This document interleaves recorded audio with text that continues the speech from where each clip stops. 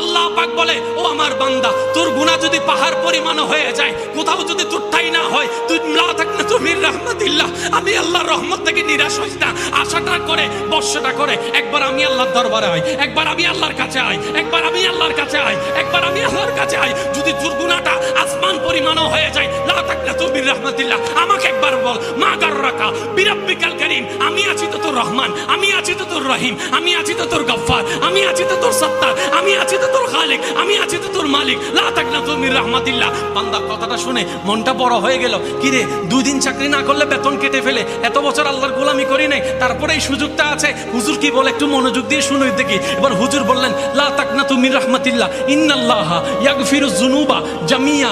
বান্দারে, তুমি অন্তর থেকে সারা জীবনের গুনার জন্য তওবা করবা একবার, ক্ষমা চাইবা একবার, তোমার রব খুশি হয়ে সারা জীবনের গুনাহও মাফ করে দিতে পারে। সুবহান।